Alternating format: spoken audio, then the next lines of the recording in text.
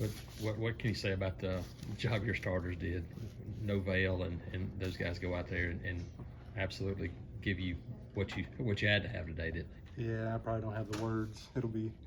It's an understatement. Hey, we'll take two starters out. You know, one was banged up last week, another one's sick. We'll just take both starters out. And also, you have the best outing of your career in Copeland. Hey, won't you start the second game and have his best conference outing that he's ever had?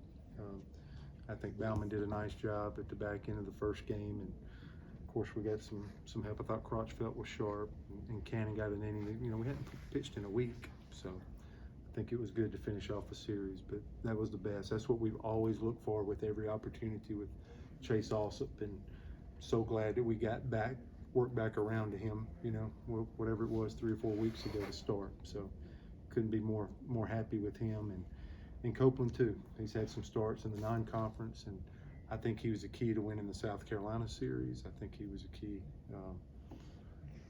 the weekend before that, even with Mississippi State, and then Poston has a start like that today.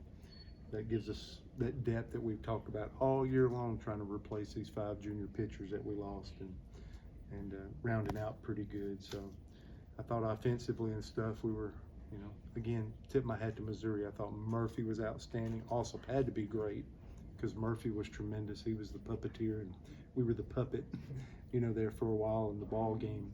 He was phenomenal. And Missouri just didn't give us stuff. We earned our runs today.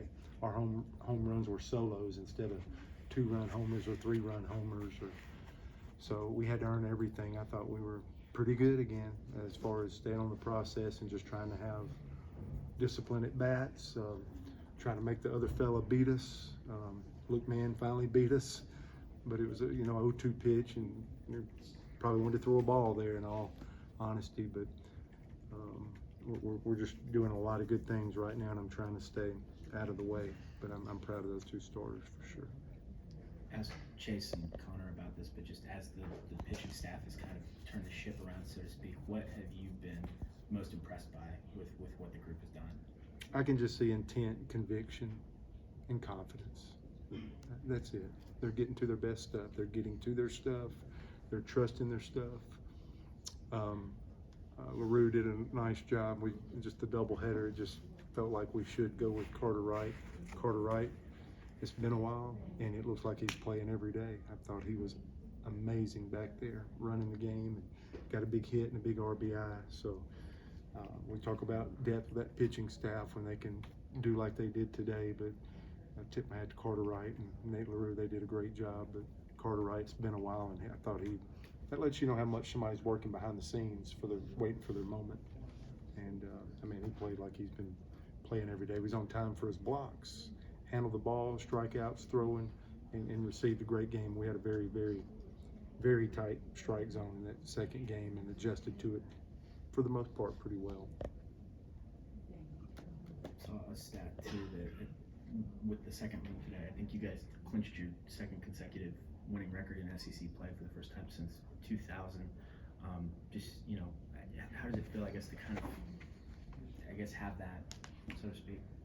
I think one of the things we were talking about this year preseason wise with the coaching staff was just consistency with the program, to build a program to consistency. I think that's a sign of that. When you start off 5-10 in this league, and it feels like that's a struggle with that, and the guys just have done a nice job. But I think it's a good mark of consistency and program growth. You can see it in the crowds. You can see it with the players. So I think that's an awesome notation, because that's the kind of consistency we want to breed with our program. This is a hard league.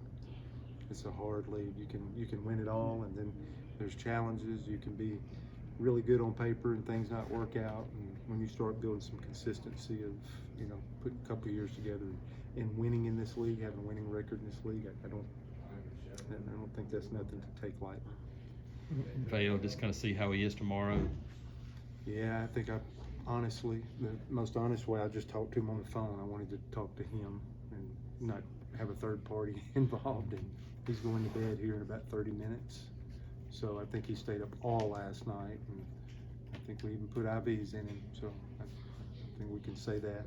And So, you know, if he's 80% or something, I don't know if I'll open him. I don't know if I'll choose to wait and throw him Tuesday. That might be something that we do if I can get him at 100%. The boys did such a good job today. That might be the way we go, and him at 80%, I don't know. I think I reserve the right to take a couple hours and process that. I told him to go ahead and go to sleep, and that when he comes in for breakfast or team meeting in the morning, if he would just trust me to whatever decision I make, would he be good with it? And he said yes. So that's our deal.